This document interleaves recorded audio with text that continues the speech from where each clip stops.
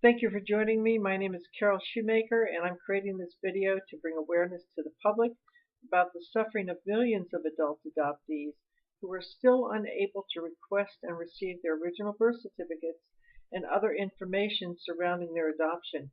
Originally, adult adoptees at the age of 18 were allowed access to their original birth certificates until the archaic and cruel law that was initiated by social workers during the 1930s.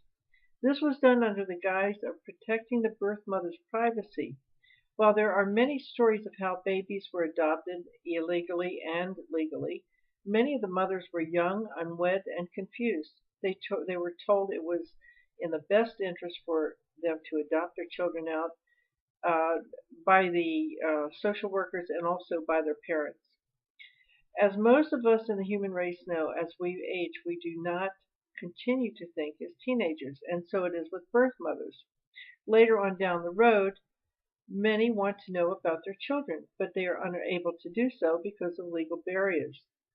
From the 1940s until the mid-1970s, there were thousands of Indian children who were adopted out, and these were both in the United States and Canada. They were adopted from their families, and most of these adoptions were carried out through religious and privately owned organizations. The normal process to request your birth certificate is to fill out a form, pay a fee.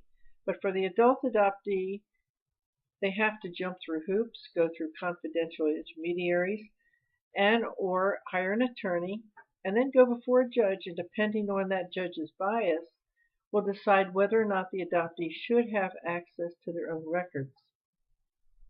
Depending on the laws of their state, and there are only 8 states currently who have limited access, this can be a lengthy and very expensive process.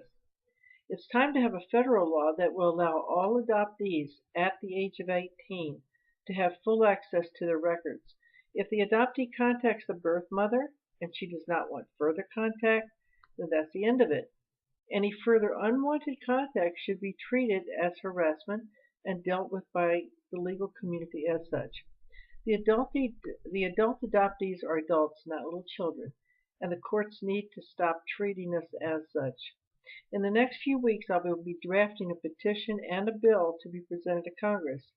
I'm looking for at least 250 people, or 5 to represent each state, and in securing signatures, sending emails and faxes to synagogues and churches, and lobbying for sponsors of the bill, which I have named Adult Adoptee Reform, Setting the Captives Free. If you'd like to participate, please click the Representatives button and fill out the required form. Also, don't forget to listen to my radio show, Adult Adoptee Reform, Setting the Captives Free, every Tuesday between 12 to 1, and that is Central Standard Time. And this is on www.blogtalkradio.com. Thank you so much for listening, and I pray that you will join our cause.